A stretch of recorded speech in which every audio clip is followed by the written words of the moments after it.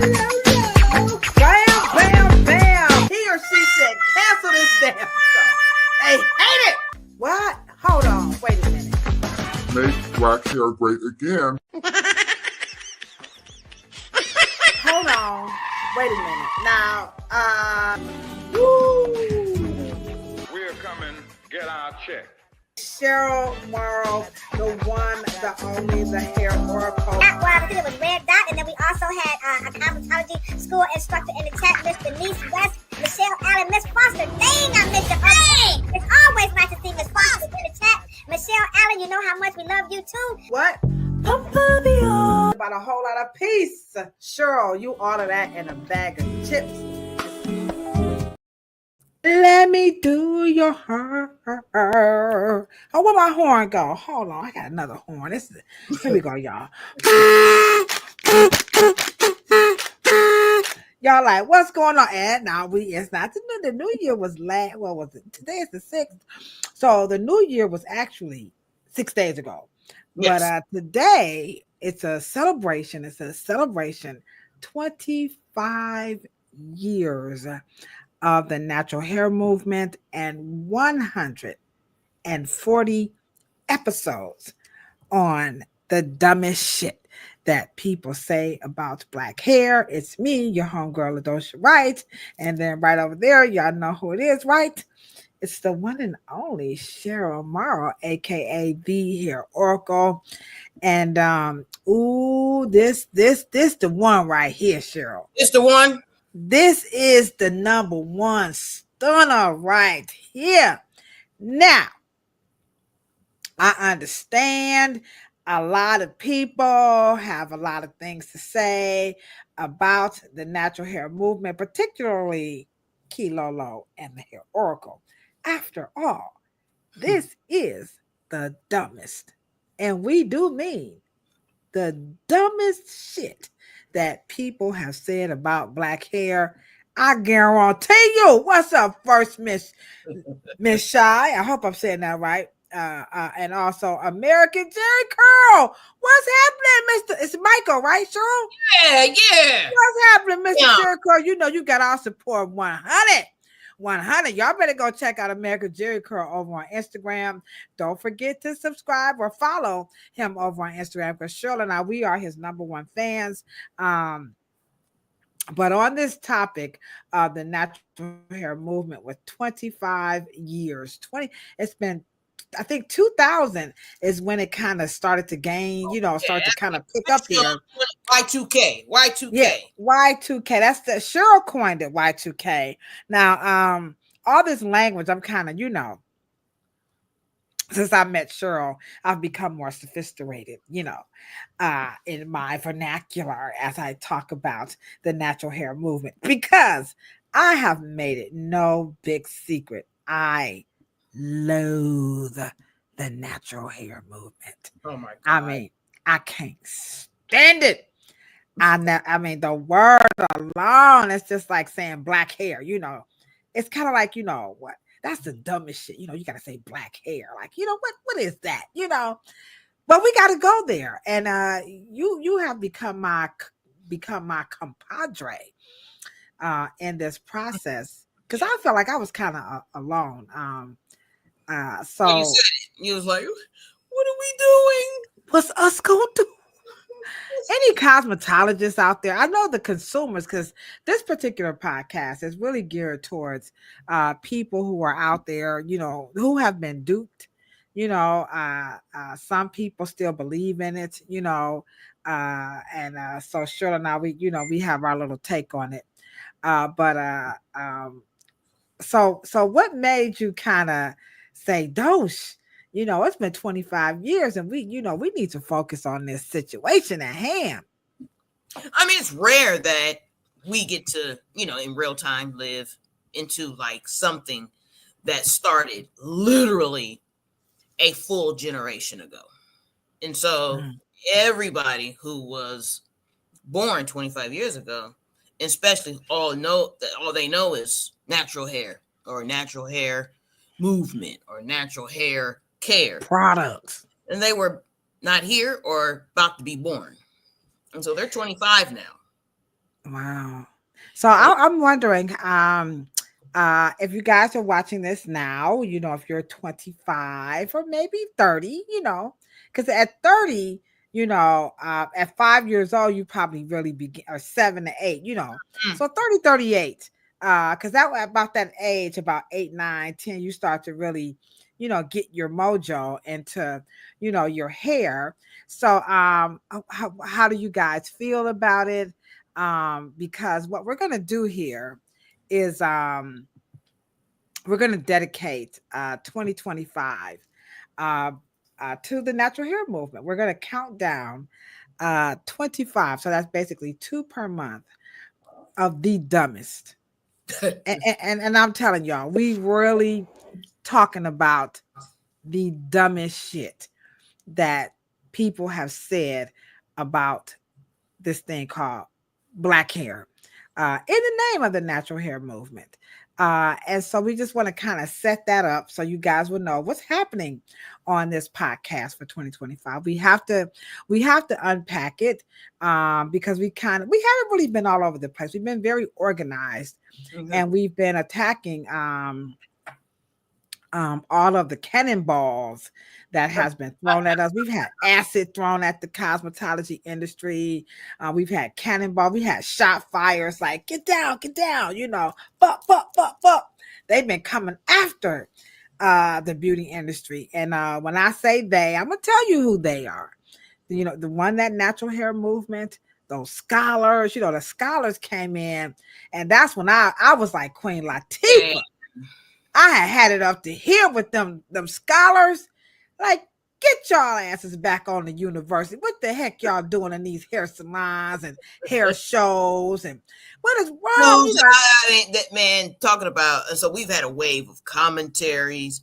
They have been, African American study professors, books, authors by folks. Exactly. Now I know y'all like, sure. How many scientific books have we had on the market that did not come out of the cosmetology field? Oh, we man. must have had about. Oh, look at what's up, Theo? Poorly coached. Oh, yes. Theo, how could we see, and we're on YouTube. This is why we gotta unpack it. We really, really have to unpack it. You are absolutely right. Poorly coached by none other than YouTube. So this is going to be a very interesting year because the truth of the matter, we just gonna go ahead on and we're gonna kick the bobo, okay? The truth of the matter is the reason that people were saying that they were jumping on this natural hair bandwagon is because let me put your statement back up, Theo. He said, oh, sorry, hold on. He posted poorly coached by none other than YouTube. So the people on YouTube were saying, well, the truth of the matter is cosmetologists and barbers, because barbers kind of, was, men started growing out their hair and going locks. Like, we ain't going to the barber shop because they ain't doing enough for us either. So the barbers kind of felt a little bit, not as much as we have, but they felt it. The sting of the natural hair movement, saying that basically the barber and primarily the beauty industry failed us. So Theo, you're a cosmetologist, and the natural hair movement people are like, for your information, the reason why we went to YouTube is because you, Ladosha, and Cheryl did not teach us anything when we did not want any more of y'all creamy crack, y'all jerry curls, y'all hair color. We did not, They wanted hair color. Well, some real way. In a weird kind of, they wanted rinses. I'm sorry, excuse me. Now, some of this is a black thing. Now, if you're non-black, then you might be like, what the heck is y'all talking about? This is one of those conversations where we could truly say it's a black thing you wouldn't understand. Because when you look up natural hair, according to Google, all you're going to pretty much see are Black people. But Black people kind of kicked this thing off. So we have to talk about it, and it's 25 years in. We want to know, what have you learned? There are some things that really sticks out to Cheryl and I about the natural hair movement that really concerned us. Really, by the way, what did you call it? Pseudo intellectualism? Is that what it was called? Yes. So draw us in into your connection of pseudo intellectualism and the natural hair movement, because people are like, you know what, you ain't about to mess up my coin, Cheryl. You said that so many times. In YouTube streets, Theo, y'all bugging. Money, you messing up the church's money, blah blah blah blah. Haters gonna hate. Ballers gonna ball. Player, hate the game, all that stuff. But pseudo intellectualism does not investigate a body of knowledge that preceded it, and they make it up as they go. It is not based on statistics or facts because they don't believe it's there. Now, let me say, before you go any further, what's up, Kafele? We got the king of lock rocking it out with us. Happy New Year's to you over on Instagram. Now, let me tell you what they're going to say to you about the pseudo intellectualism. And what they are going to say is the cosmetology education and the barbering education ain't never taught Black folk nothing about no locks, twist braids, twist styles, shrinkage, stretching, biracial, they haven't taught anything. So you're saying we made it up. We had to make it up because there was nothing there. And because I'm just playing devil's advocate. Nobody's in the natural hair community. Y'all haven't come in the chat yet, but feel free to speak your piece and help us understand this, because I'm with you, Cheryl. It ain't what they say. It ain't jiving. It's not jiving with me. And no, Afro Hair Science is not secular, and nor is it commercial. Absolutely correct. But one of the things that they have to understand, and I think they miss, is that cosmetology is training, not education. Okay. It never professed to be. And it is to give you a body of knowledge. Okay. And we all know, and here's where the pseudo intellectualism doesn't quite catch up, because you learn real education, especially in the cosmetology world, after you become a pro. Okay. And I like what Theo is saying. And in the training, they do use science. Mike to drop the bomb on that. I'm sorry. Okay. And one of the things that we have to also remember is that cosmetology is a training set of modules according to what we call rules and regulations. Okay. Its job is to give you a license on what is true at the time. So Afro Hair Science does it, and because, and I'll be frank, yes, it's racism. Absolutely. It is. Now, but of course, the natural hair care world that started 25 years ago did not investigate the one that had happened prior to it. For example, the Afro natural hair movement. Okay. And that one had lasted longer. It's still here. People are going, and the Y2K, the one that kind of became secular 25 years ago, is actually a resurgence. But people are saying, okay, haters, Cheryl and Ladosha, y'all think y'all the gatekeepers, but you're not. The 60s natural hair movement was more political.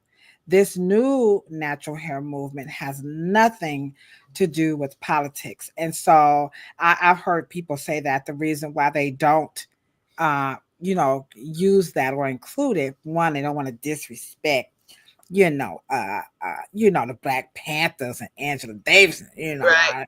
the Cleavers in there. Ain't nobody trying to disrespect. You don't want to spar with them. We'll kick you and Cheryl ass 24/7. But we ain't gonna be disrespecting them Black Panthers. So they did not want to, kind of get draped into that narrative because this natural hair movement was really anti, the white standard. So is there some crossover, some overlapping in that political movement as opposed to this new Y2K natural hair movement that was really an anti-chemical, I think it was racist. I I beg. don't know if right because they say race. Yeah, and it was racist. It was. Well, It is. I'm sorry. Right. I beg to differ. The one in from 1964 until about 1975, 1975 was more social, was not political. It was more social. It was beauty. It was pride. It was Afro Cobra. It was Afro. The word Afro is it's an intellectual word. When you were Afro or pro-Afrocentric, right? Not Afri, not as an African, but you are somewhat an intellectual in terms of an Afro centric person. Means that Afro is more of a philosophy of living in life. That's why they call it Afro.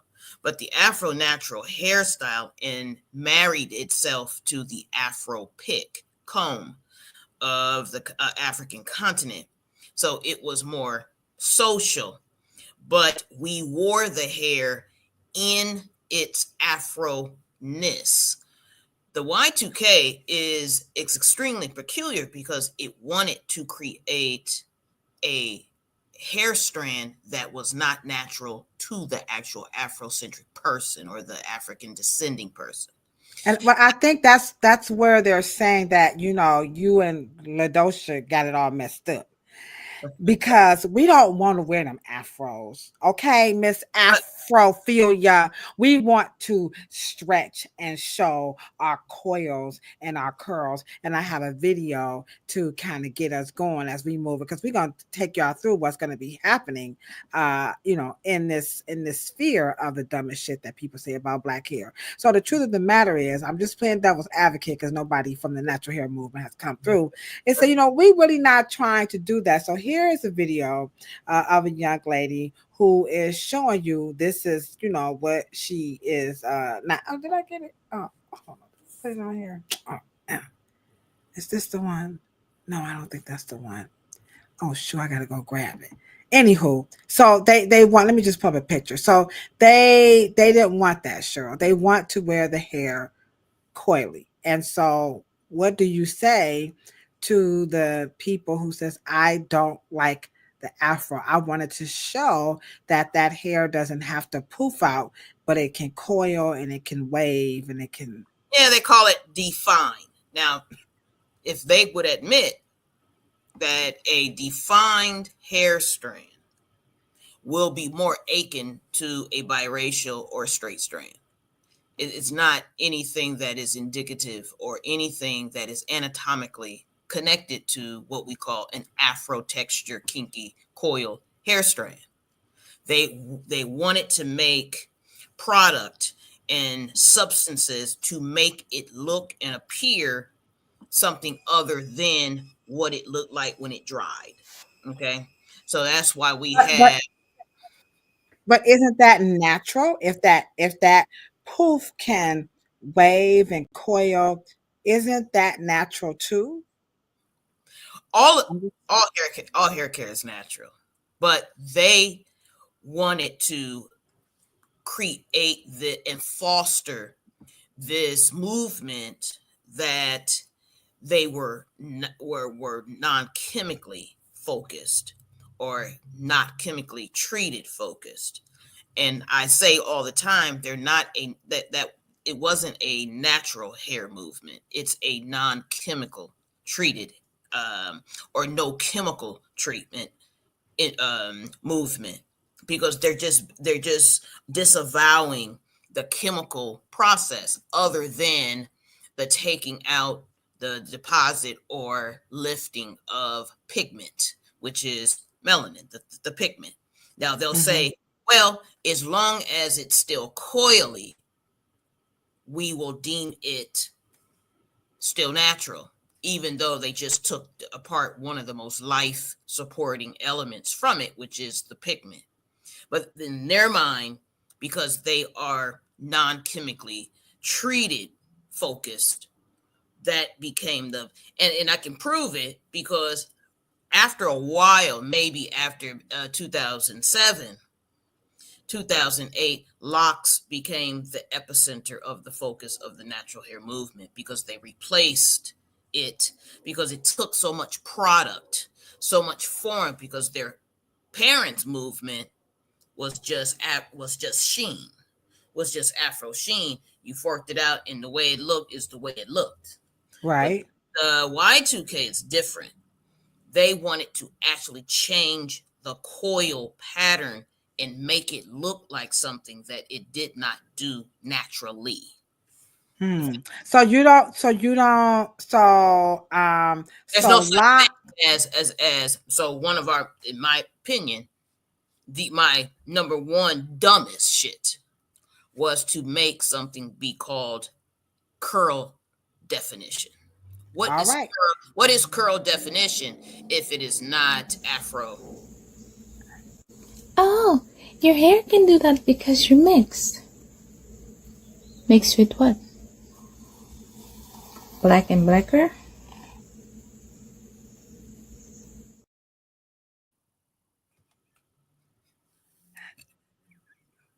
It can do that. That's what that movement really wanted to highlight, because maybe our parents' natural hair forked it out, and they were like, but this is natural too. Like, look what it can do. Yeah. But the truth, but go ahead. But so many instruments, you have to have a certain kind of dividing of the hairs. You don't want to create a whole Afro mass, because it's dense and it's too Afro.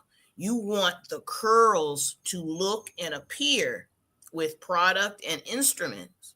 You want it to look like you are of mixed heritage. And the more those curls make your hair look like that, that became the epicenter of the focus of this movement, was to create a curl pattern that was not natural. The hair didn't naturally do that. You had to make it do that. All right. So we got some folks in the chat. All right. Now, how many agree with Cheryl that, now we can't say everybody, but this is our opinions, which are like what? Cell phones. Everybody has one. So was this natural hair movement really about trying to, make the hair represent or look like something that it wasn't? Or was it really you were just showing that this hair that froze can also, fro. Yeah, they wanted curl definition to the fro.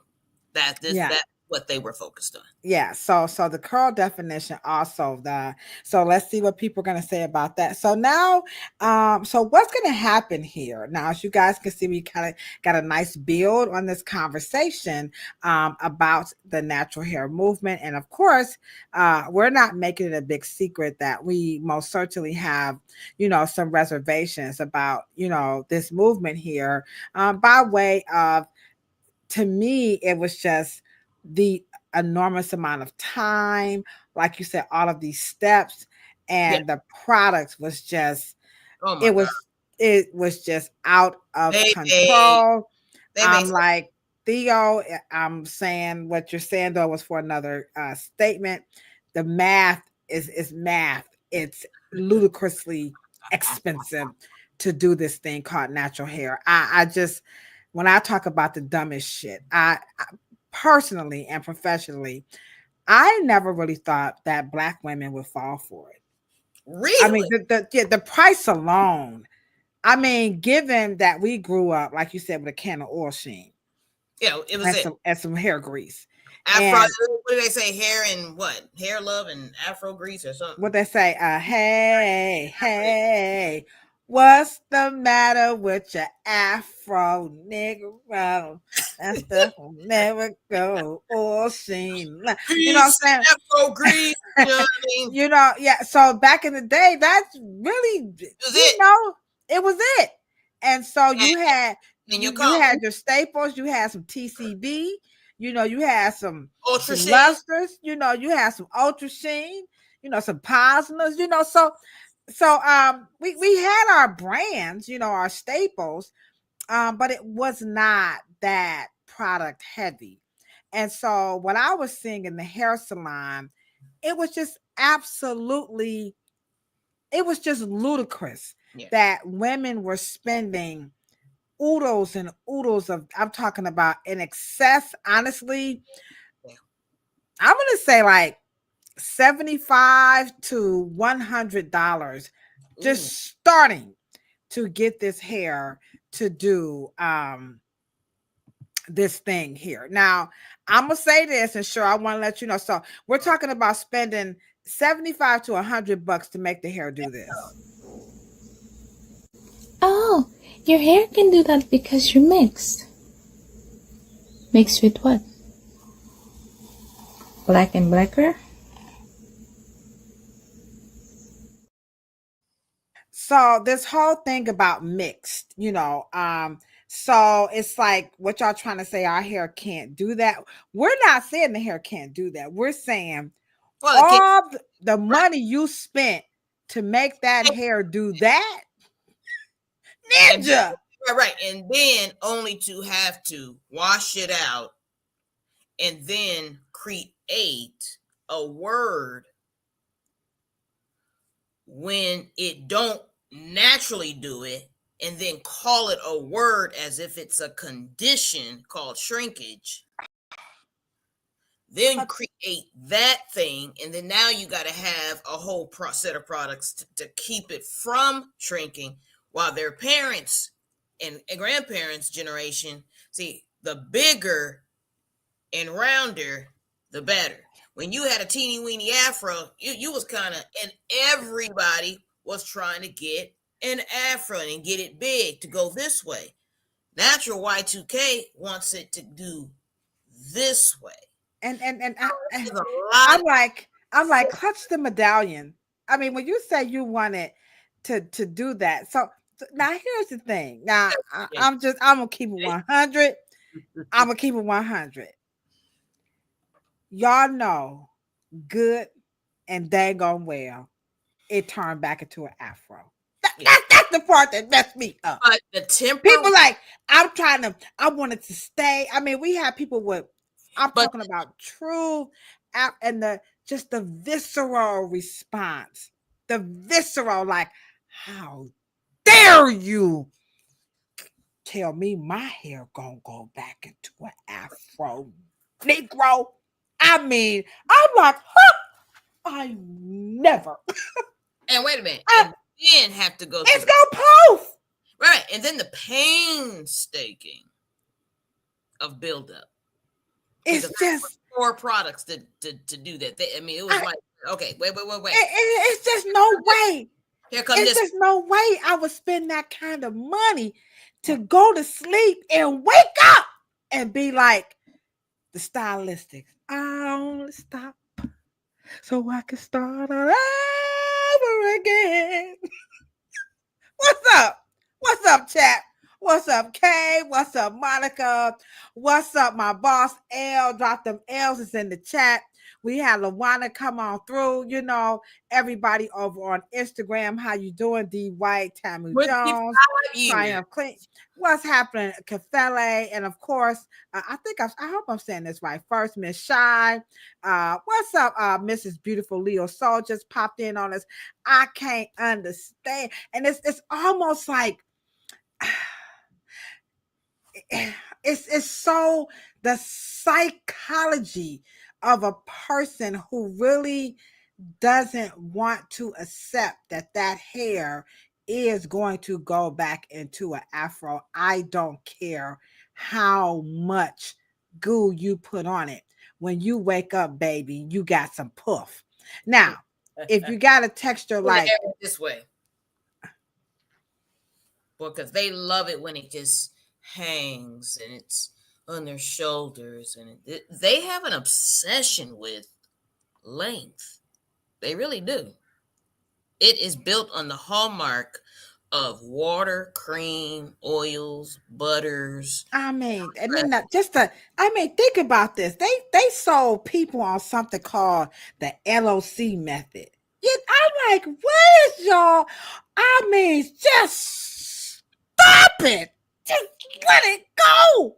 And just charging these people this money and the emotional. I'm talking about just I'm not black enough. I'm not natural enough. I just want to be free. And then the gumption that it was low maintenance. Y'all need y'all smacked. You know how you must say, come on, I'm gonna smack you upside your head. Why would y'all tell these people that this stuff was low maintenance? And it was just the worst thing. So can we safely say one thing about Y2K, 25 years of natural hair? We can say it was televised. Yeah, it was televised. That movement was televised. So what we're going to do here, again, we got you guys coming in. We just want to just reiterate that in 2024, we're going to count down the top 25 dumbest shit that people have ever said about Black hair. This natural hair movement has fueled this particular podcast. As a licensed cosmetologist, this has become my passion for one reason and one reason only. Just a waste of motherfucker plucking money. Nobody to spend this kind of money on. I mean, I own a damn hair salon. Ain't no way I'm gonna spend that kind of money on my own hair. It just nothing. And how L'Oreal said, I have it done. That was just product in the back. I'm worth it. I mean, it's just like, oh my God. And so so that became my drive. And also just the attack on the beauty industry was just so uncalled for. Like, I think Theo is in the chat saying the techniques of locking, the techniques of braiding, the technique of, just natural hair sets. Those are modalities that they use to train us in cosmetology. I mean, a lock is back combing, making the hair matted. We did that stuff. We got Sir Pooh in the chat to do all kind of updos and create locks. These are just regular styling techniques that we use when we style hair. Oh, they didn't teach cornrow braiding in college. Yes, they did teach cornrow braiding in cosmetology school. Now, you probably didn't get the Alicia Keys and but they're not trying to do that. Like I said, it's just training, and because they're borrowing it off of what the wait. We did it so fierce from 1964 to about 1977, 1976, because Peaches and Herb wore it. Even Bo Derek wore it. And y'all like, Tyson wore it. Pam Grier wore it. Hollywood, there was cornrows and all of that in all the blaxploitation movies. It was Hollywood. We wore it. The Afro, they wore it. And they got it done in the hair salon. Okay. How many times have Rick James talked about his braided wigs and his hairstylists and all these people talked about hairstylists doing those hair. As a matter of fact, when you worked in a hair salon, I'm just there's some hairstylists in the chat. One of the first ways that we build our career as cosmetologists is doing children's hair. Okay. Children's hair. And so when their parents bring their children to the hair salon, they didn't all get Shirley Temple curls. That was just they didn't all get Preston curls. They didn't all get fried dye laid to the side. They got didn't all get that. They got braids, ponytails, right. and cornrow braids. Absolutely. The little dookie twist. Y'all know what I'm. Come on, just stop it. Just stop it. So what we're gonna do? We're gonna count down these 25 dumbest shit that people have said about black hair because we want to recalibrate it. Okay, we want to recalibrate, and then what we're gonna do is we're gonna feature the dumbest shit that people have said about ingredients. Okay, so we're gonna start it off with the dumbest shit people have said about hair care ingredients. So we're gonna pick an ingredient like propylene glycol. And we're gonna show you some video. We're just gonna pick all kinds of ingredients. Cetyl alcohol. People think cetyl alcohol is isopropyl alcohol. We've heard crazy stuff about these ingredients in these products. And so we're gonna open up the show with that, and then we're gonna count this down. So it's 12 months in a year, right? And so we got 2 topics, so that's 56 weeks of the dumb. We just gonna go. We gonna hit the nail on the head. We gonna hit the nail on the head. Now, let us just say this: if you come in here with that pseudo intellectualism, we gonna spank that wank. Now, anybody play spades, y'all know what that is, right? Yeah. We just gonna pat, pat, pat, bam. Just smack it. When you get that spade, you cut and smack it. Don't do it, because we're trying. We're not trying. We're going to recalibrate a lot of you guys' minds, okay? So that you will just come out of that, because you have been trained by some really bad misinformation. So I got some videos here. What's up, Trish? What's up, Wike? Wike saying, everybody, don't forget to hit that thumbs up button as we kick off 2025 right here on the dumbest shit that people say about black hair. We're going to count down the top 25 dumb shit that came out of that natural hair movement. And then we're going to start our show off with the dumbest shit people have said about them hair care ingredients, and we're just going to break it down. But Cheryl says, let me have you guys do this right quick before we get this video going. Here you go, Cheryl. Cheryl says, do this right now. Here we go. Pampa me on, pampa me on.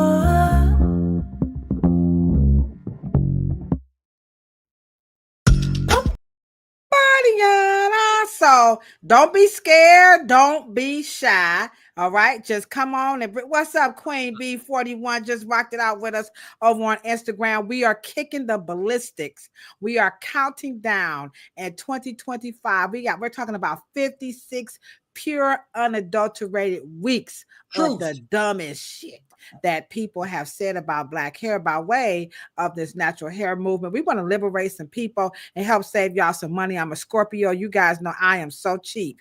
Like I said, I own a hair salon. I'm not spending that kind of money on my own dang on hair. So we're going to start off with the question is, has it failed us? So here we go. One thing this Mael fiasco has brought up for me as a veteran natural, as someone who has been natural over 20 years, who was there at the beginning of the 2000s movement, is that we learned through much trial and error, through much research, that oil will not grow your hair. It is a combination of things you are doing that grows your hair. And if your hair isn't growing, like really, not just length retention, but like if it's really not growing, you should definitely go see a doctor, because hair grows internally. And, this is one of the many reasons that the 2000s natural hair movement just kind of failed us, is because a lot of that knowledge has not passed along, right? Like I have a YouTube channel and I used to post hair videos. Now I post other things, but just so much of that is out there and it has not. Yeah.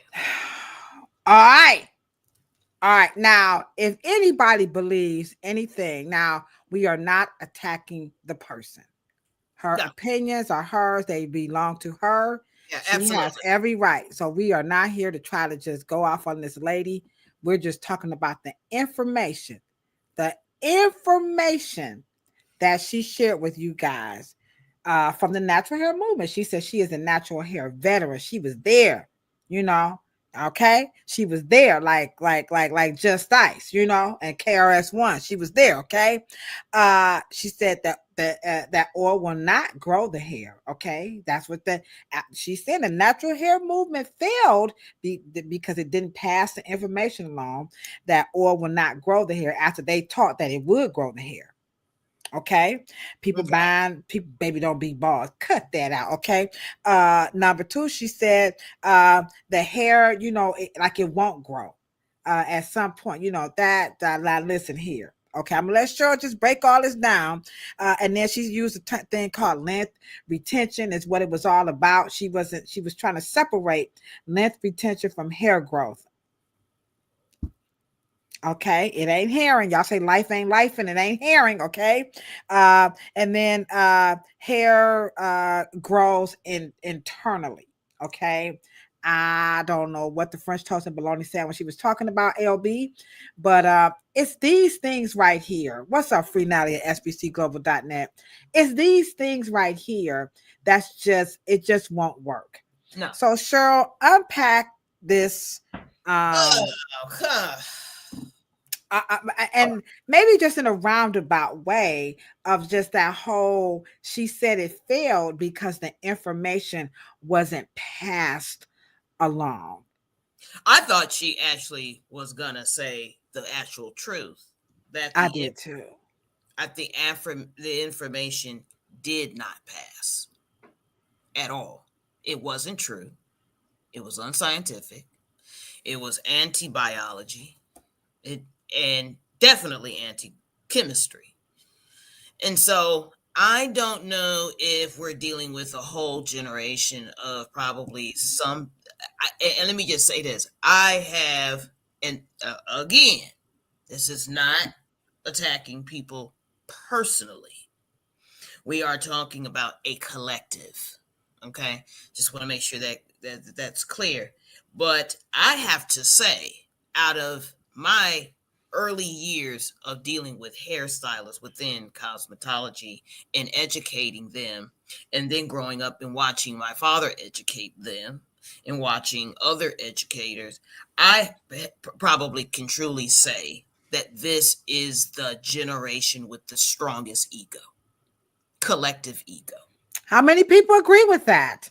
That this natural hair thing, if you are a proponent of it, or you know, by way of like buying stuff, you know, you felt that the person or the company that you were supporting, you know, buying things and tools from, like, well, people have a very inflated ego, which I would definitely agree with that, because it's so, that natural hair movement was full of sensationalism. Mm-hmm. And I'm surprised because this is how I got into hair. Mm-hmm. Right? Remember, I worked in outreach. I was an outreach worker, and we worked with families, you know, around some social ills. And that was in the 2000. I mean, that was right at the precipice, you know, like. And I'm surprised that the mental health community hasn't, which I've done it. I mean, I have done it, but the mental health community hasn't stepped forward to speak directly to the dangers of coat.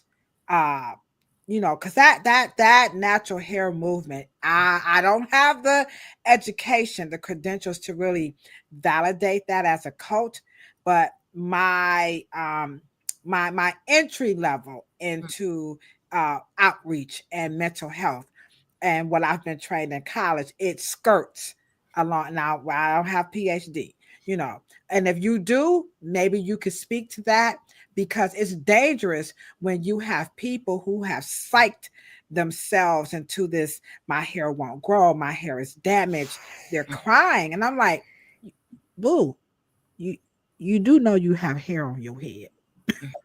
I mean, if you got hair on your head, what the hell? You tell somebody that their hair damaged. Like, what the hell y'all doing that for? Like, you're scaring people. Yeah, I do think that there was a fear mongering campaign at the start because it's natural. I mean, how could it be damaged if it's not? You haven't done the worst thing you've done is you haven't combed it and it's dirty. But I mean, that's what soap and water is for. I'm just keeping it simple now. I'm not trying to really, like I said, we ain't trying to mess up y'all money, but yeah, and so at the start of it, they needed to fear you because, of course, at that point, you went into the big chop, and then you wanted to talk about your hair journey. Everything. All right, let's pause. The big chop. Here we go, Cheryl. The big chop. Dang, Cheryl, I didn't even know I had it. Here we go, Cheryl. The big chop. Girl, don't do it. It's not worth it. I'm not gonna do it, girl. I was just thinking about it. I'm not gonna do it. I'm just thinking about it. I'm just thinking about it. I'm just thinking about it. I'm just thinking about it. I'm just thinking about it. I'm just thinking about it. I'm just thinking about it. I'm just thinking about it. I'm just thinking about it. I'm just thinking about it. I'm just thinking about it. I'm just thinking about it. I'm just thinking about it. I'm just thinking about it. I'm just thinking about it. I'm just thinking about it. I did it. Yeah. Sad.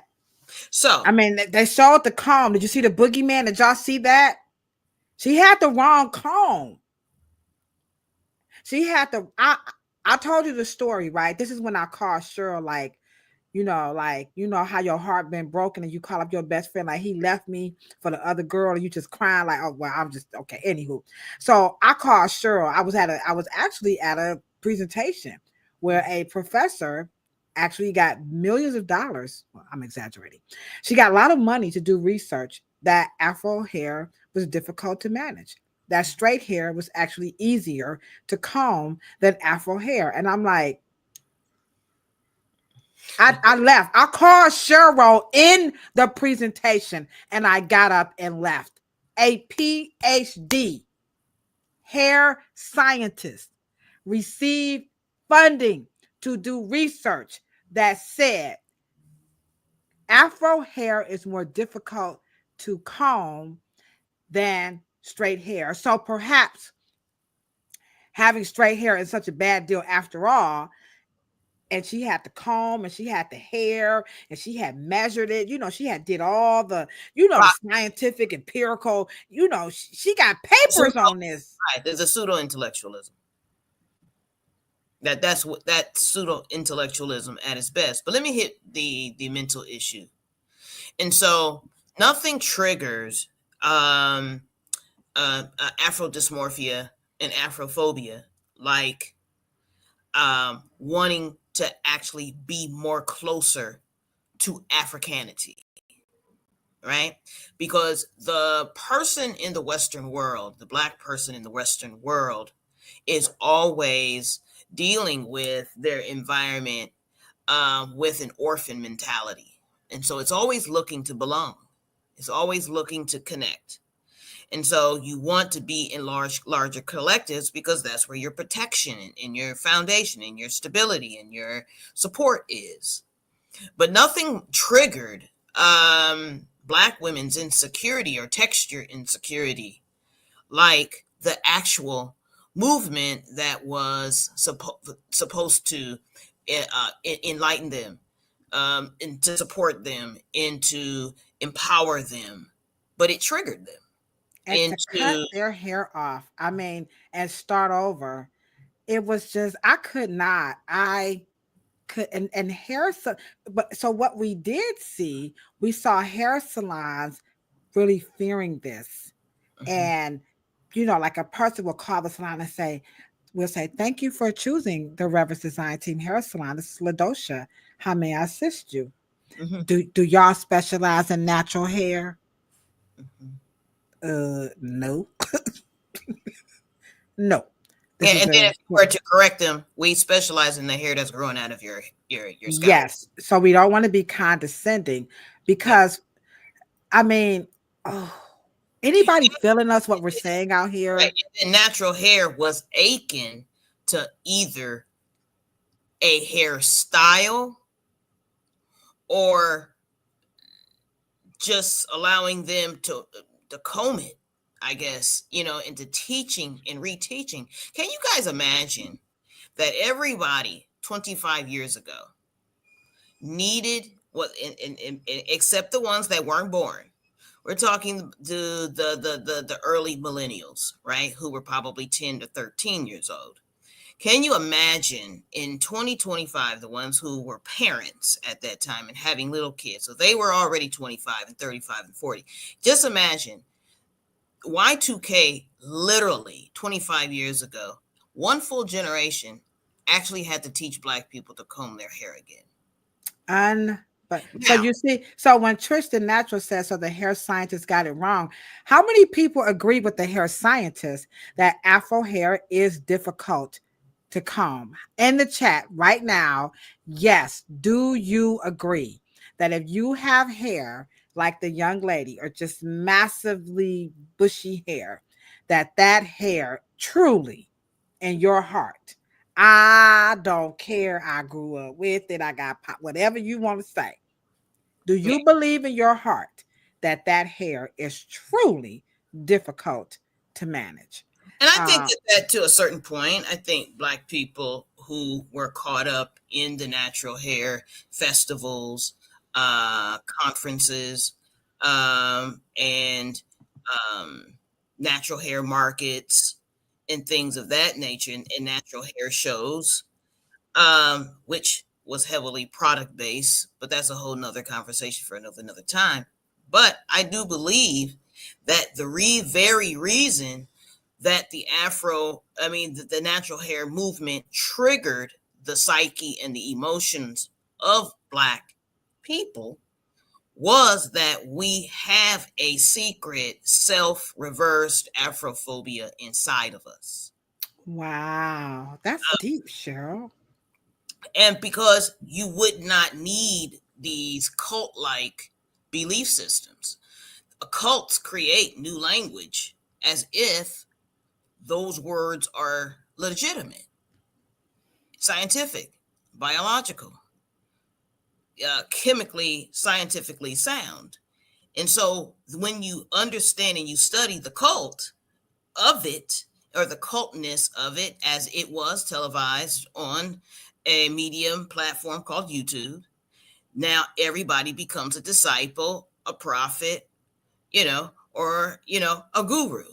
In every cult, you need a guru, you need prophets, or you need these cult leaders, and they are making it up as they go, as if it's the first time it ever happened. So are you saying that the fear tactics that they used, like the hair was difficult to manage, like typing the hair and all of this, are you saying that even though they may not know that people internally have had, a form of Afrophobia, but do you feel like that was a deliberateness within that movement, was to really scare the consumer into truly believing that hair was difficult to manage? Let me give you guys a better question.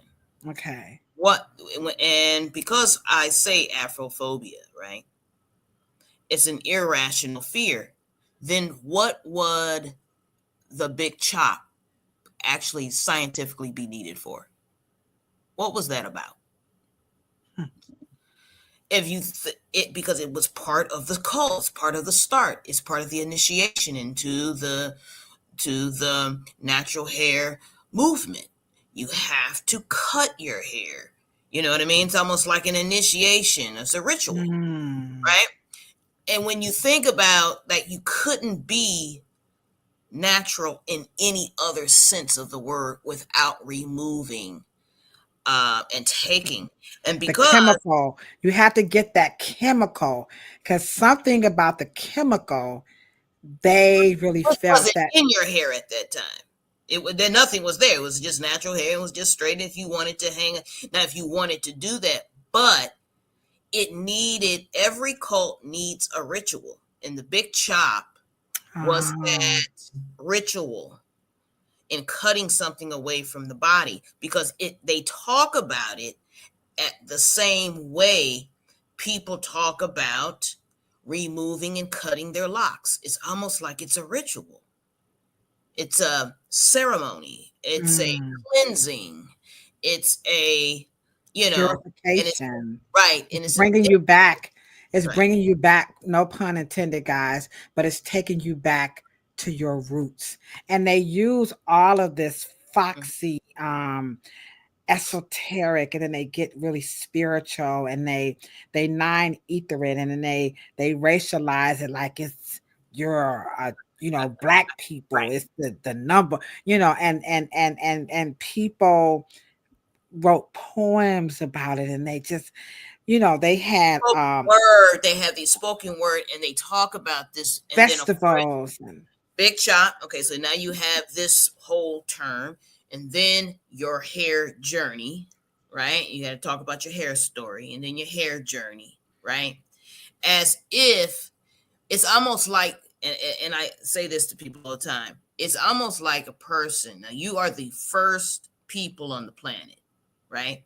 And the moment you move your body transatlantic west to, the Western world, either be it Europe, England, or whatever, United States, right?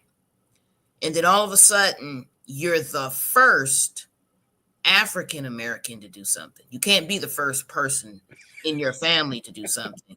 You got to be the first African American, because your blackness is totally erased when you came over to the Western world. So you're not African. You don't have any. You start 0.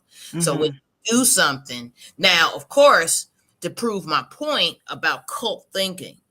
So when Christopher Columbus, so-called, discovered America, what do they say? The first person. They don't say the first Italian. They don't say the first Italian to discover America. They say the first person to do it. And so cult thinking is about erasing something you did before. That's deep, because when you look at this article, it says the big chop, a theology. Do you hear that? Yeah. Do you guys see what we're saying? Now, you have the media and journalists who played a very nasty people that they promulgated. I mean, look at the power of the words that this journalist choose to just draw the reader into this cult, because I would think a journalist would be able to deduce. I mean, I might be a little arrogant now, I'm not trying to poop on no journal. I mean, some of my best friends, my BFF is a journalist, and I even kind of call him on the carpet, like, you need to get your peoples, okay? Because I'm about to act a fool up in here. Right. I mean, because the cosmetologists were just shrinking their value, their worth. They really was afraid to call this journalist on the carpet and say, boo-boo, you need to pipe that shit all the way down. Though she's entitled, because it's an opinion. And well, here, this is how, once again, we rationalize it, because, of course, the Y2K natural movement has given Black women jobs that we don't call them this anymore, bloggers, blogging while brown, right? Everybody, websites were popping up, okay? Natural hair groups, Curly Nikki, and it gave them a sense of having some inroad into the economy. And that's the pushback on some of the things that we say, because, of course, in our confusion, in our phobia, right? Who cares what the price of it is and who keeps it going? Oh, as long as we're making money doing it. And the economic, which is a whole nother subject, we can hit that later, but everybody became an expert by default. Here you go. Bam.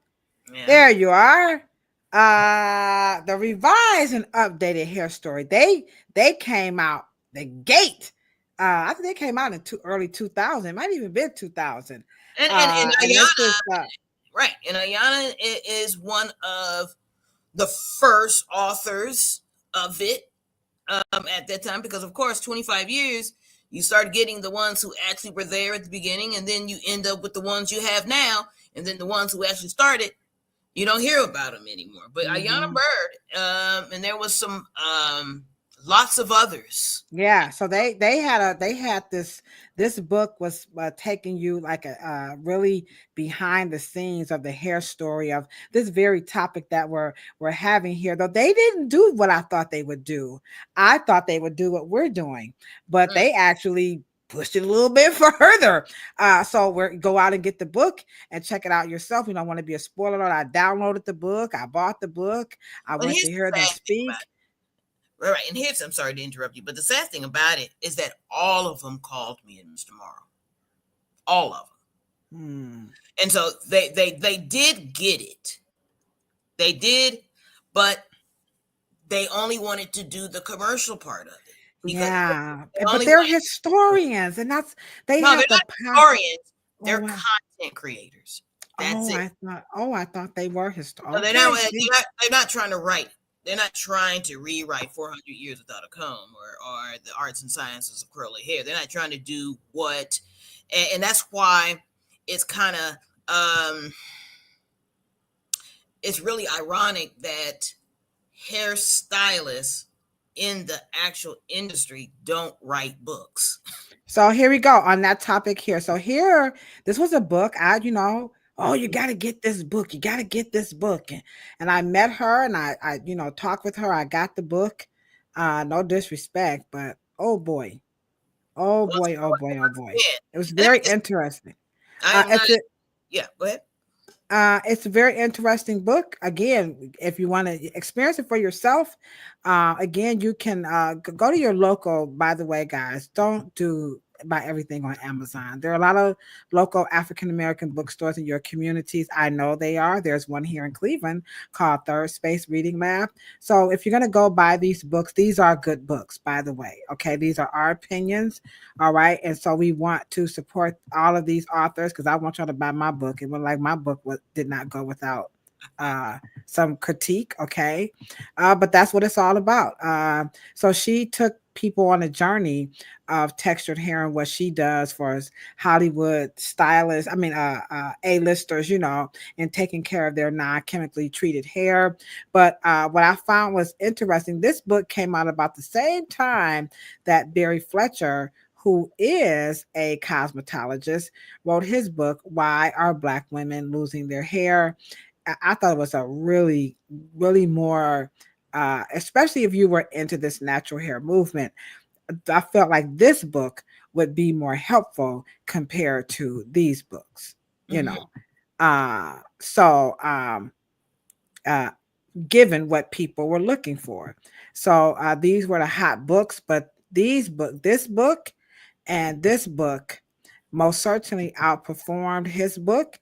He was not invited to the table of Oprah's and the Tyra Banks and, the Regis and all those people who had them on. But Barry Fletcher is a very notable, respectable hairstylist in his own right. I mean, he's won several awards and, but his book, it didn't get it. But it's a good ass book. Mm-hmm. And it's not just speaking more into that was another income where people who were outside of the industry were coming in with their own theories on this natural hair. And to Cheryl's point, cosmetologists were not even in the game. You see what I'm saying? You have a few, it's not just Cheryl, Barry and I. There are others, but there are a lot more to your point, Cheryl. Yeah. And I think that that was that kind of silent reverse racism on other Black people. But it was basically they saw Black hair care as the traditional hair care that was wrought with being connected to whiteness. And then natural hair was that escape route to freedom, and it could not be quite the opposite, because Y2K has yet to produce one prosperous success story out of the whole 25 years. Not to say the brands didn't do basically well, but any product that came out of the movement in and of itself, either those brands don't exist today, those books are really not important these days, the brands are just not there anymore. And it is because that natural hair of the Y2K era was just completely I don't want to call it a Ponzi scheme, but it is definitely created and built on so many falsehoods. And in my opinion, it is the greatest transfer of cultural asset, cultural pride, psychological mental health, and Black economics and Black wealth of any movement. And it did it so quick, and I believe it did it so quick. In 25 years, Black America, just in terms of its cultural GDP, it's no longer in control. It is in the hands of VCs and bigger conglomerate beauty companies such as L'Oreal and Procter & Gamble and Unilever. And it is a different landscape now. It is a different. It's time to celebrate Carol's daughter 25 years. And to Cheryl's point, and I left this up here deliberately while you were talking, because this is the epitome of an example of what you are describing. This woman, she didn't even get 25 years in and it was already gone. It didn't have the life. It didn't have the luster. It didn't have the, the family, it didn't, like generations knows Ultra Sheen, but we won't get generations that will know Carol's daughter. Like, we felt like Ultra Sheen was like ours, TCB was like, ooh. Well, Ultra Sheen is still being sold today. But let me just say this to you and just go to show you how irony, if you really pay attention to it, right?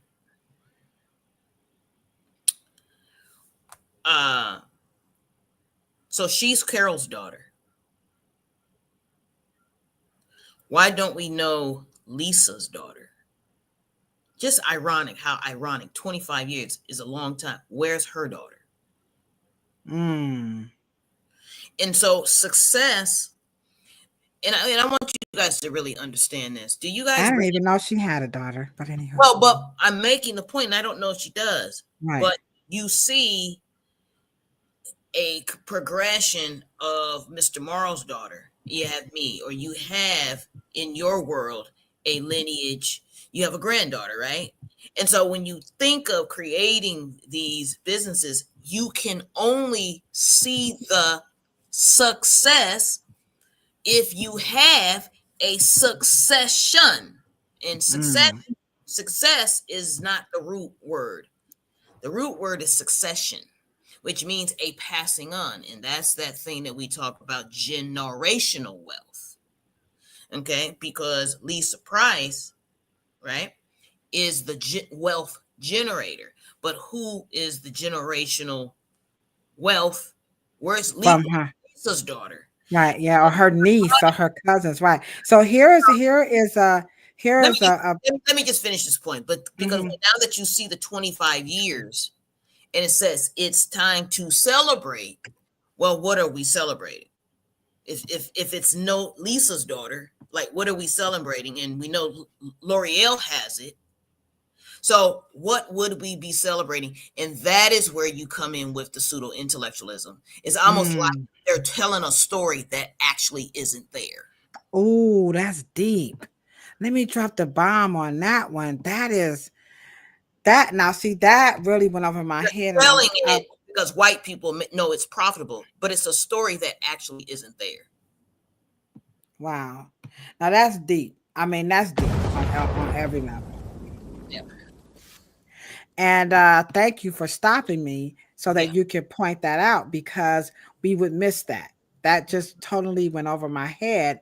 And these are things that we really don't think about because we're so in the moment. We're so in the now that we're missing the opportunity, like she said, when we're talking about secession and being able to do what Ultra Sheen and all of those wonderful makers did. But here's a lady.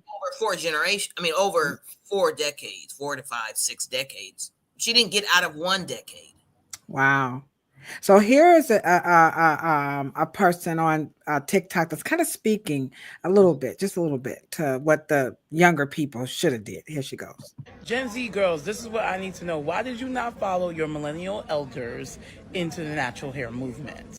Not only did you all not follow us, y'all went back to baby hairs and wig installs.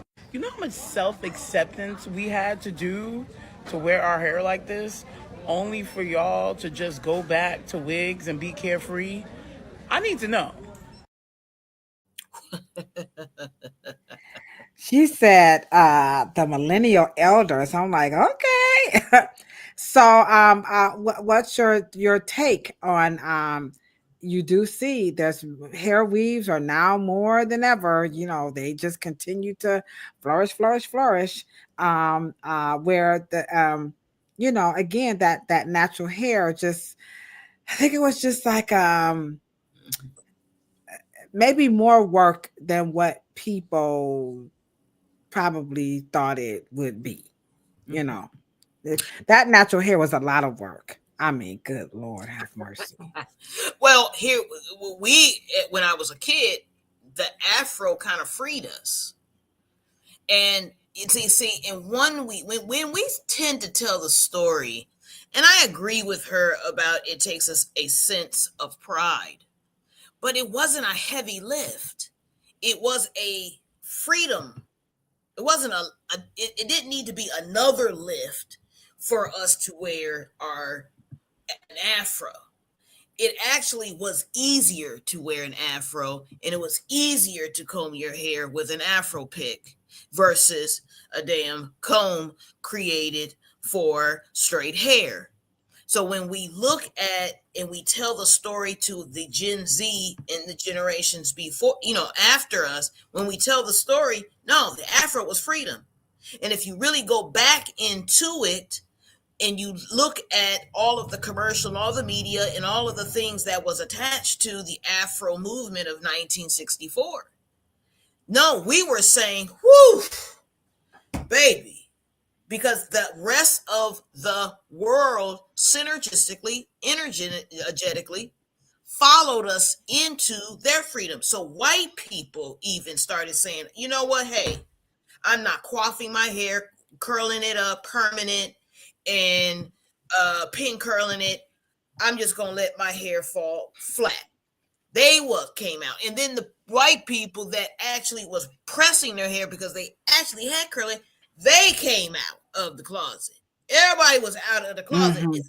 When you can tell that when even in her commentary, even though we got the point and her point very well taken, it's still kind of disjointed, okay? Because no, to be your Afro self is not a heavy lift. It was actually the easiest thing for us to do. Now, was it courageous? Yeah, but the problem is it was stylish. Even white people wanted to wear it. Even they wore it. They wore their version of their freedom hairstyle. They came out and everybody was free. And so if you guys were to Google Oprah with an afro, she was on national TV as an anchor in an afro. So stop saying we did not wear it. We did. Right. And we wore it with pride. But Kay Washington said when she first went natural, all she got was negative comments about her hair. What's up, Live Work Clean? She got negative comments about her hair. So what you say to, that part of the experience of that natural hair movement, where some people were like, I wore my cornrow braids, I wore my hair, and people were like, if the dude didn't like you, maybe the guys are like, you need, because I had a guy when I washed my hair, and I had my little, hair going, and the guy was like, I don't like that. I was like, and your point is? Right. I mean, it's like, okay. I mean, and let's be they, clear. they didn't always like it back when we were growing up. I mean, we used to, we got teased, I mean, that's just part of the, some people. I don't know what y'all talking about. I don't care. Some Not people to say that it didn't happen. I'm not saying Yeah. it didn't happen, because of course, when you have classism, okay, not racism, it's called classism.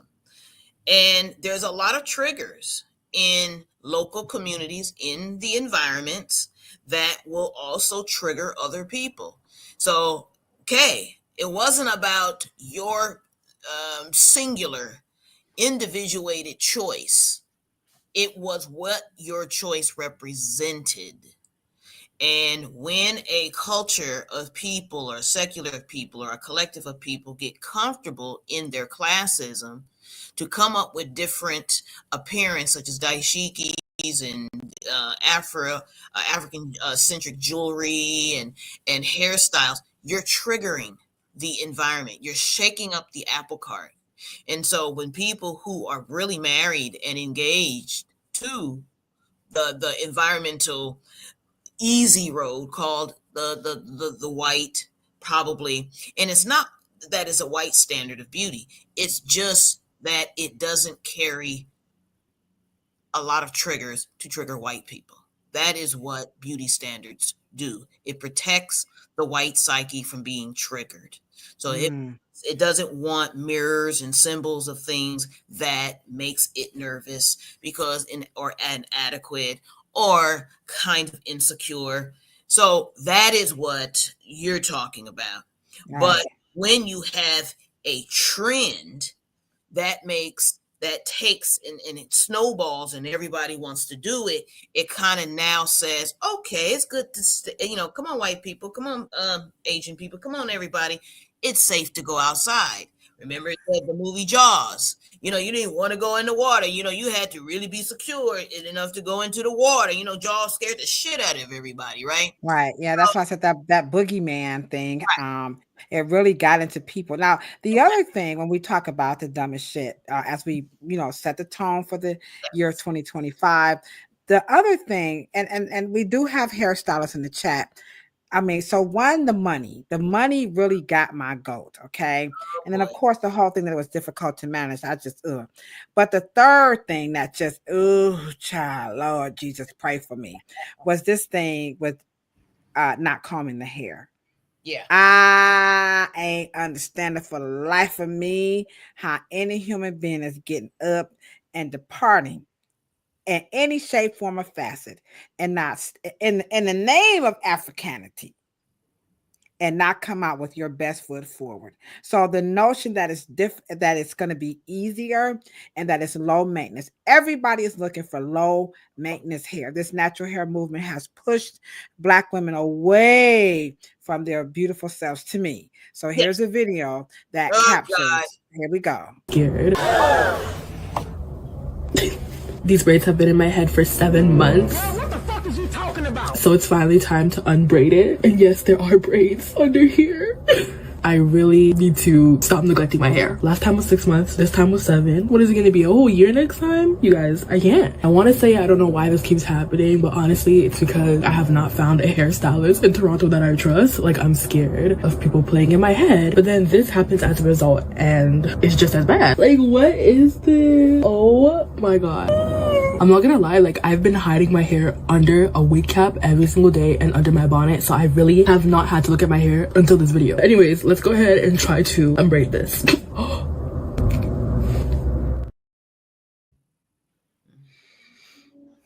And that is the mental health that and in about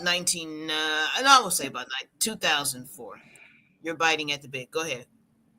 I just want you to start off, please, that there was a time she said she couldn't find a hairstylist. Let me just say this.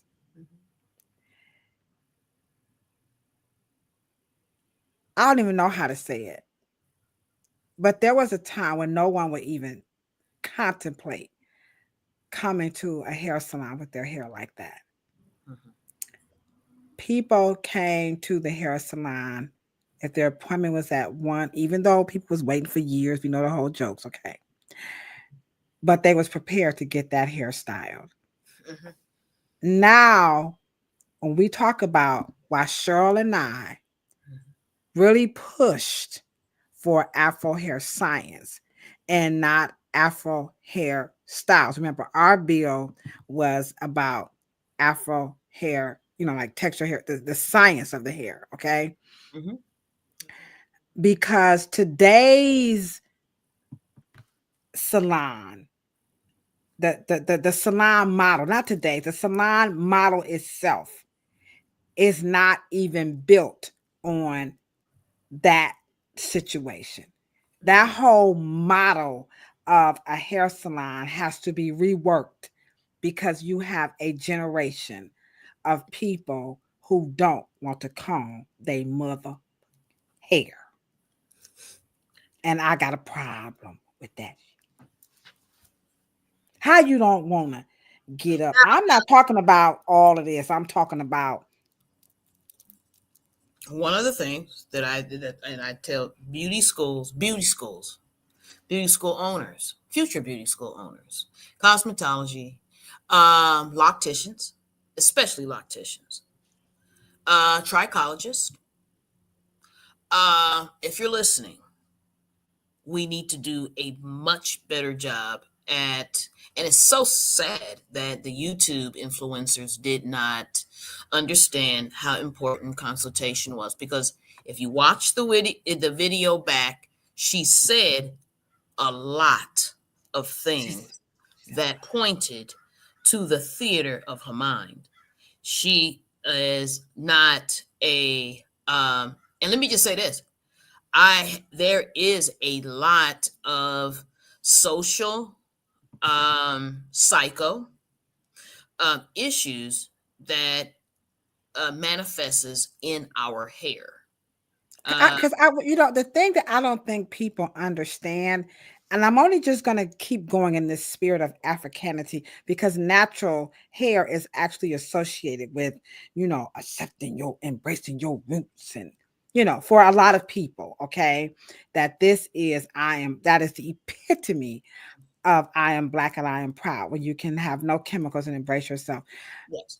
To your point, when you look at the history of just on the continent in various parts of Africa, a woman whose hair was unkempt, that was truly a sign that something was wrong. You have one culture of Africans, like the Egyptians in antiquity, where they would not comb their hair in funeral, rituals, and mourning, not combing their hair. This is on the walls of the Egypt, the hieroglyphs, the Medu Neter. They've been able to transliterate that unkempt hair was part. And there are other stories like these in other various cultures on the continent, that women not combing their hair that is just the most un-African thing, if that's your thing. This unkempt and unbothered, and even as an outreach worker, and we didn't like it, though. We did not like that. A lot of times that would be a call for why we were involved in some of these families' homes, because the parents were sending the children to school with the hair unkempt, the mother coming to the school with the hair unkempt. And so that unkempt hair, to your point, Cheryl, is saying so much about what's playing in the mind that you're trying to escape. I don't know. There is one feature, especially when a woman would sit in my chair. There's one feature I don't care who they are. This transcends economic barriers and social status. And then I'm talking about from crackhead all the way to, a president or a high states, a woman with all degrees. It doesn't make a difference. She's making, $10 million a year or she's making none. This has nothing to do with none of that. I find most women, I'm talking about Black women, I'm talking about most of them, I would probably say 70% of them find their hair an inconvenience. It is a instrument that is connected with something that they do or wish was better, but because it may be unobtainable or some sort, and it becomes a quiet secret, or maybe something that they become quite insatiable about, and it just becomes a secret, then they start to hide it, right? But most of them do not know how to prioritize because there is no pride, spirituality, ancestry, African anything without the art of grooming. Yeah, we're not talking about hairstyles, guys. That is not what we're saying. We're talking about personal hygiene. You have to. Hygiene's a part of it. But when you set time to groom, hygiene is a part of grooming. But what the other part about grooming is that you have personal time to what we call self-adorn. Birds do it. Right. And so to take that time, and let me just say this, and we're not talking about dumb women. We're talking about educated women. We're talking about women who got it going on. We got women. They do not know how to prioritize their grooming regimen. And everybody struggles with time. And we have been taught that it takes a level of energy. Oh, it's so much. And it doesn't take all of that. But how we decipher it, and that's part of the issue. Yeah. Yeah. It's like and she said, can you imagine? She hid her hair in so many different kind of like little secret ways, under a bonnet, she said, and then she would be under a wig cap, and then it would be this and that and this and that, and she kept smiling and laughing it away, but she was not happy. Real Roots Yate says, I see it all the time, even with young boys. Yes, we do see this. And that's the comb out. They are really afraid of the comb out. Live, work, clean. This one is very, very powerful. There is this, if you don't touch it, your hair will grow. I didn't see that. And I got glasses on. Y'all forgive me. Thank you, Cheryl. But that's telling. Can you speak to that? Maybe have you heard that? That if you don't touch it, your hair will grow. I'm not familiar with that one. But there's just the question doesn't become, can the hair in and of itself grow long? The question is, what is it about your interference would make it fall out? Come on, let me drop the bomb on that. Dang, that Cheryl, she be stank on you. Did y'all hear that? What is it about that you would touch your hair that you would make it fall out? Okay, here you go. It's coming. Now, I'll be honest. We do have some people at the hair salon. We put them on hair probation. Like, don't you touch it. Because some people, they just not hair savvy. I will be honest. Some people, it just ain't going to happen. And it's just like me with cutting that grass. I'm telling you right now. The work clean specifically said, if I act like it's not there, and if I don't touch it, they think that they'll interfere. But the key is that why are your skills so bad that if you touch it, it's on your body. If your own hands from your body touches your hair, and that is that we are. But the funny thing is that we would see this in sex education where women had not ever examined or looked at their vaginas, or have never, done a breast examination. So these things they're just not isolated to hair, but we also would see that, where people are just not, they're not tapped in, tuned in, turned on to themselves. So if you're a parent, make sure you're getting your child engaged in the hair early. As a matter of fact, in our salon, we require all parents to come in and learn how to do their own child's hair. We will teach them how to do it. We don't believe that parents should be spending money, even if they have the money. It's like Cheryl said, it's a personal grooming thing. The child needs to know how to do that, even if they're the richest, whatever. So make sure you're doing that, because there's a lot going on there. And then the last, before we go, we would be remiss if we did not talk about celebrities who got duped and kind of confused in this natural hair movement. So here's a celebrity here who just kind of was like, oh, I don't know. Here we go.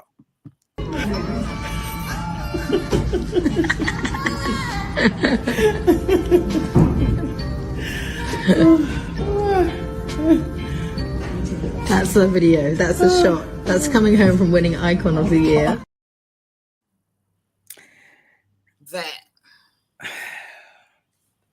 So this is Talia Wajid. Now, I'm not saying she told Serena to do that, but the caption, and I'm getting them from TikTok, by the way,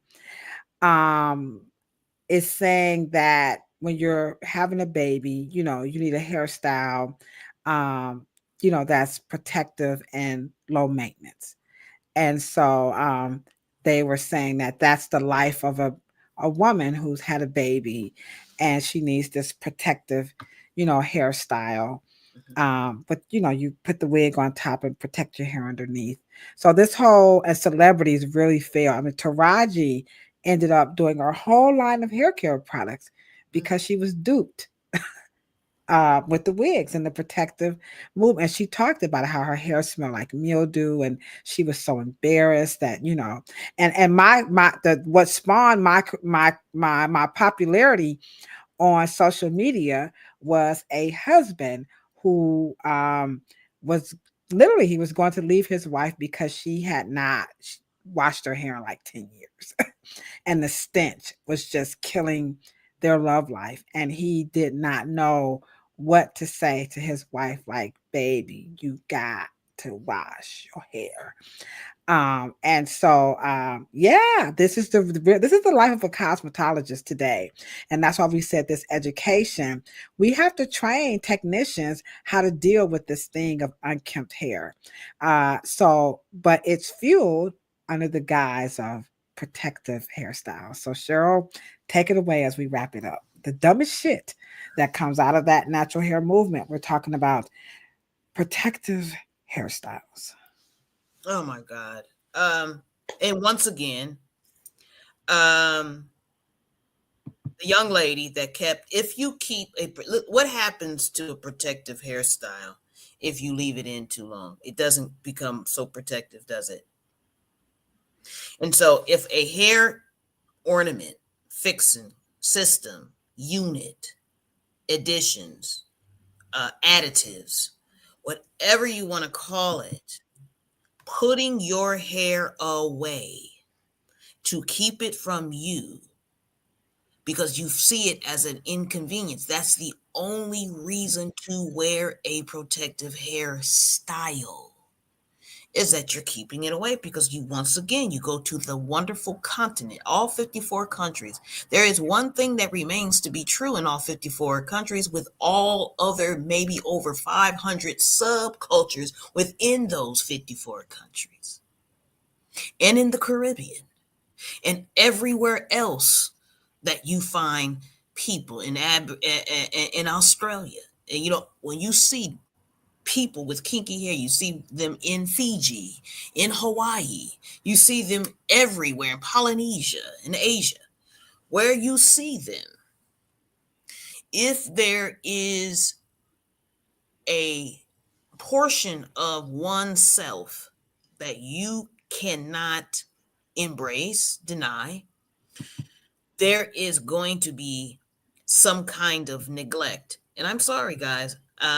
We talk about Afrophobia. We also talk about Afrodysmorphia. We talk about these things, but the protective hairstyle is another kind of stupid. That probably, once you think about the nature of it, protecting it from what? And the line of questioning and the answers of people who now we have political, we drew in Congress people, we drew in senators. And see, that's where, I'm sorry for cutting you off, but that's to me where the line should have been drawn.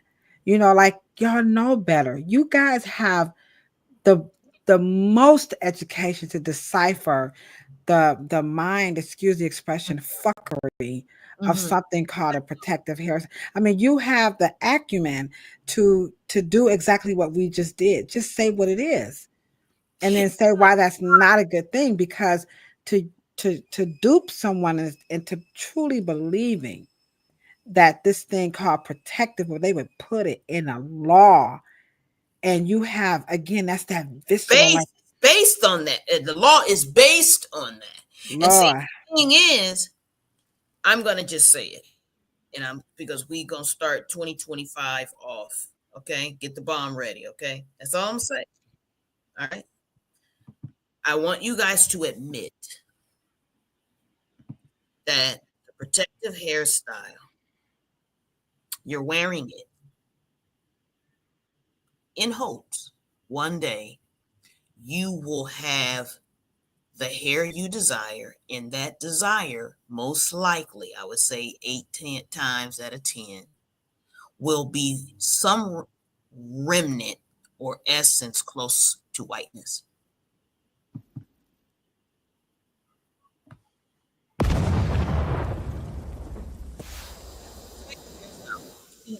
Your hope alive. It's a psychological thing. And let me just say this. I'm the best in the world at it. There's nothing a Black woman can say to me or a Black man can say to me and hide their internal Afrophobia. Can't do it. Because I understand it. And I know what it sounds like.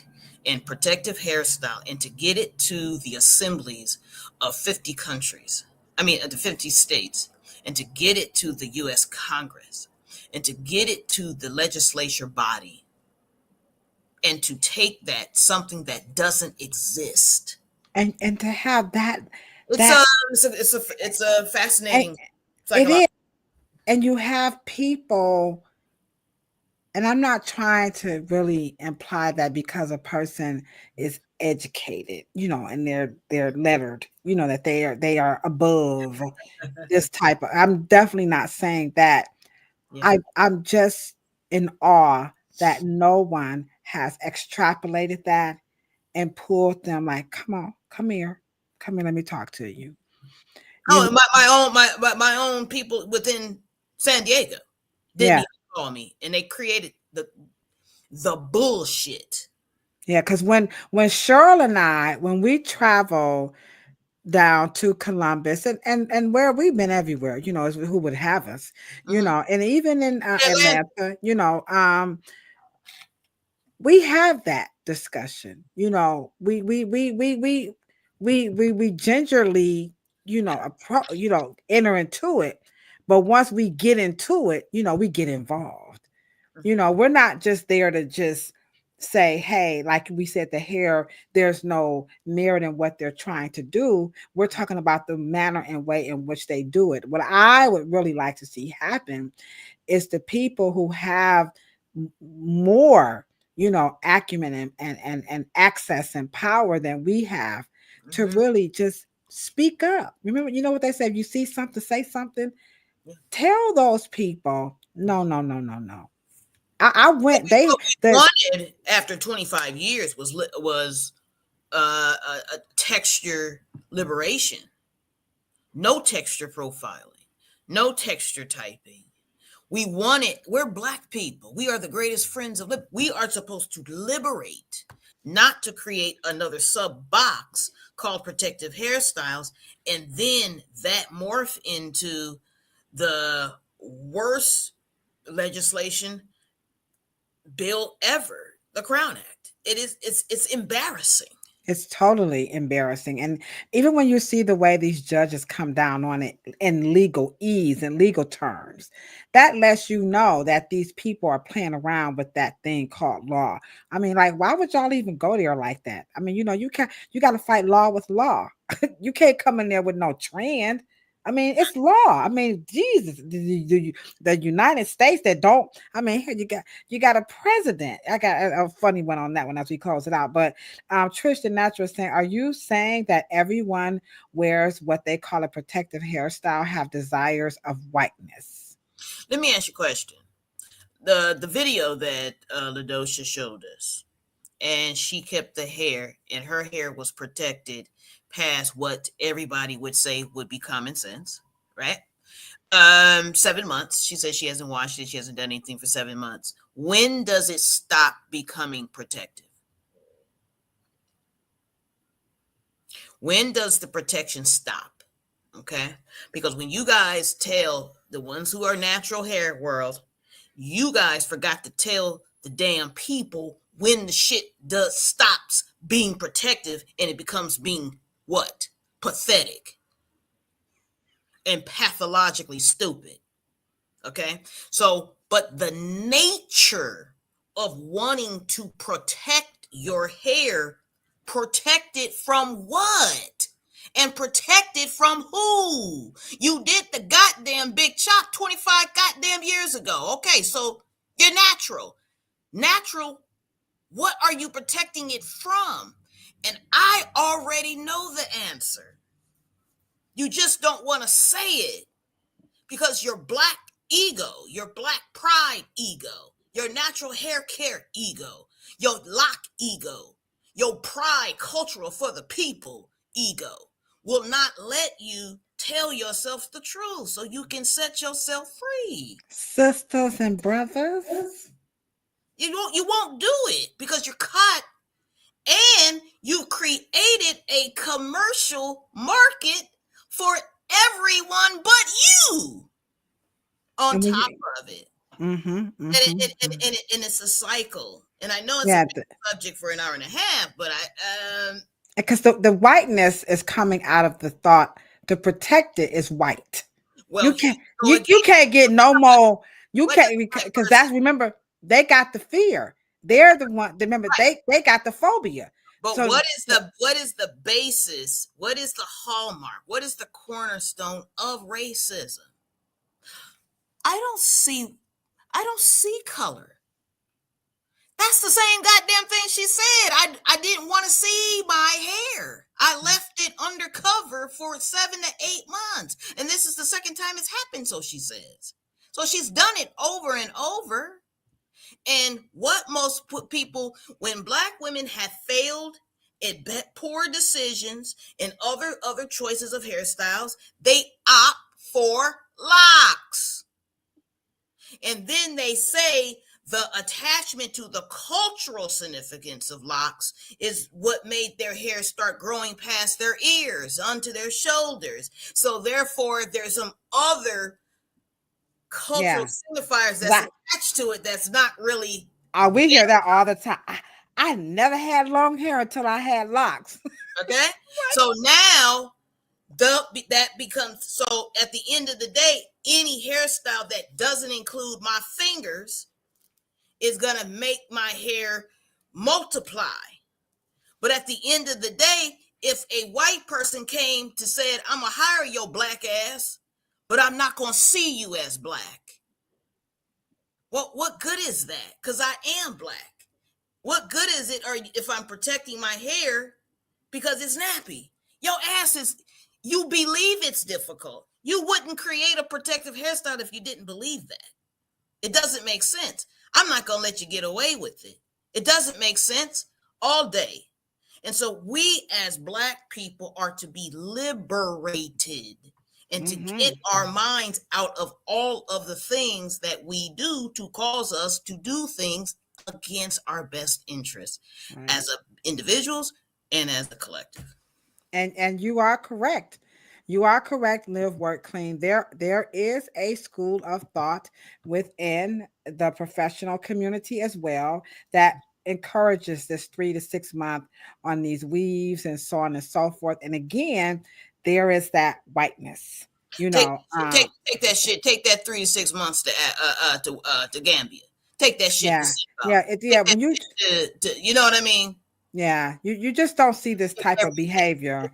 There's something deeper going on. Now, again, we going there because number one, I have the mental health background. Number two, Cheryl has the lived experience in working, with her dad in a different angle. And of course the various platforms that we've been able to participate in. I mean, do you really think, like when I tell people, I went to Africa to help them with this cosmetology curriculum, do you really think the government, their national accreditation of quality and assurances, another arm of their government, would let my black A double crooked letter come up in that country talking some protective hairstyle? It's a conversation Cheryl and I had. The Cleveland Public Library, Mr. Felton Thomas, supported me in having a small, I ain't gonna perpetrate like it's a big whole library. I ain't about to lie. But it is a functioning library.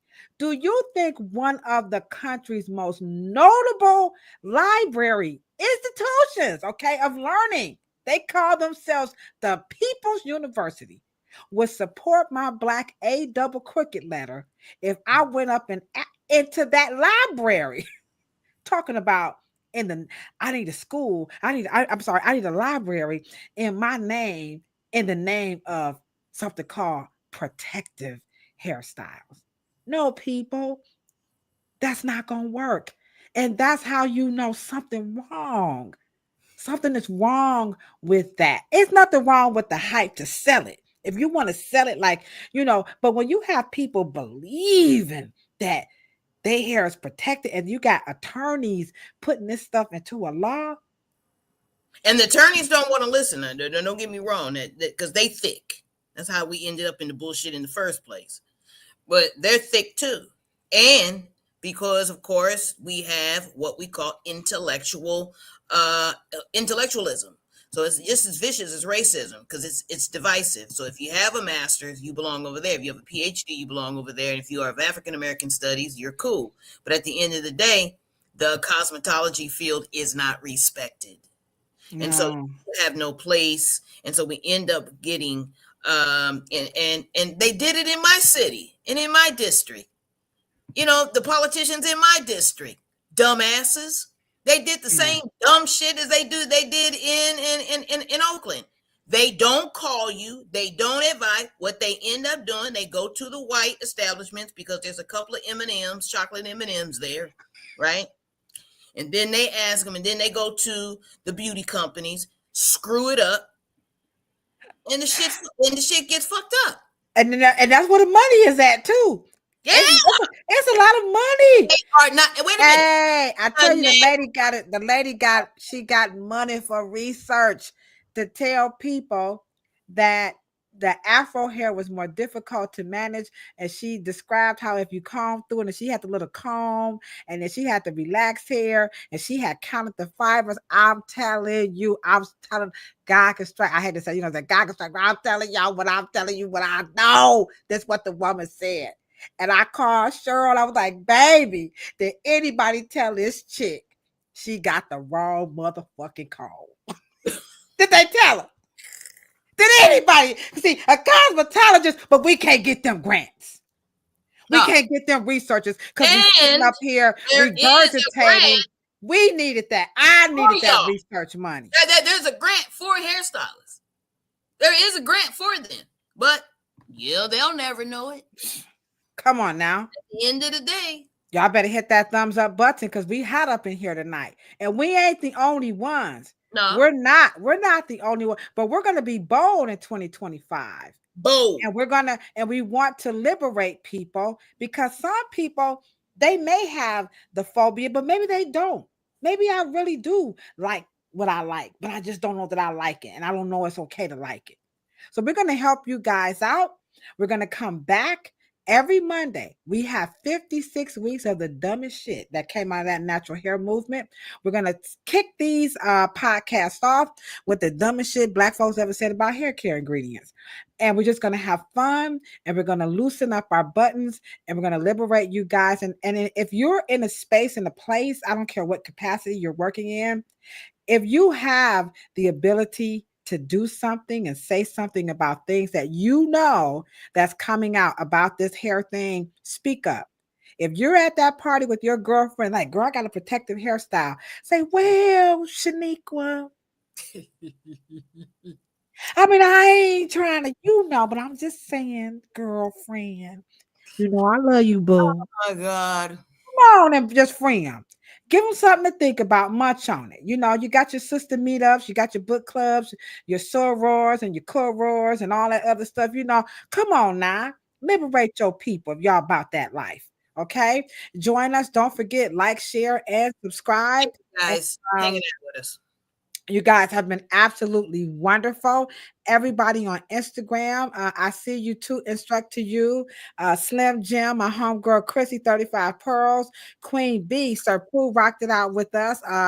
Miss Beautiful Leo, so I love that name. Dwight, all the wonderful people over on Instagram, and of course in the chat. Trish the Natural, how much can we appreciate you? Words man, you are the bomb, Trish. Live, work, clean, rocking it out with us. Live, work. You guys have consistently, VK, what words do you have to thank you for being our de facto, virtual co-host, you and Miss Sandra, helping us get people to hit that like button. K Washington, you rocked it out. Yate, now you already know. Come on now, Yate. LB, my boss, Lavina, of course, my homegirl Frida. You guys have consistently chimed in, and you have continued to share this platform with your friends, because people are telling me. A lady came in the salon last week. She brought a granddaughter, and she said, I watches you on Facebook, but from Cheryl's page. So shout out to you, know who you are. She watches me from Cheryl's page because they're from San Diego. But they're here in Cleveland, and she brought her granddaughter to the salon, and I told her she jumps in the chat and say her name. We got a gift for you. If you want to do that, if you're watching, feel free. Even post a live. If you want to just say, hey, no problem. My BFF, Monica, she's always down helping me in the middle of the night. Like, girl, you just need to calm down. I love you, Mon. I wouldn't even be able to do this if it wasn't for her, because she definitely helped me, encouraged me to do a podcast. So that's my girl right there, rocking it out in Atlanta.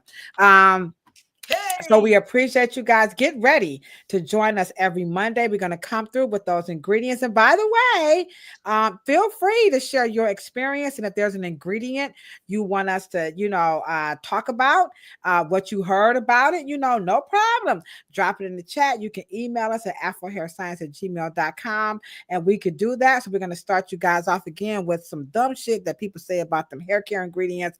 And we're going to count down this top 25, okay? Topics, 56 weeks of dumb shit they said. coming out of that natural hair movement. Cheryl, any closing thoughts as we close this out? We ain't said it. We said what we said. We said what we said. We said what we said, and that's all we're going to say. You know, that's all there is. There ain't no more. Okay. All right, guys. You know what we do say when we're signing out, right? Oh, yeah. Happy New Year. We are talking about a whole lot of peace, a whole lot of love, and for sure, a whole lot of hair. But check it out. If you ain't got it, don't want it, can't stand the hair, you can't grow it, you got some bald patches, you know what we say? Hey, guys, don't worry about that, because all of that is beautiful too, and so are you. Thank you again so much for your support. Cheryl, I love you. I love you too, sis. All right. Cheryl, you ready for the chit chat tonight? I'm ready.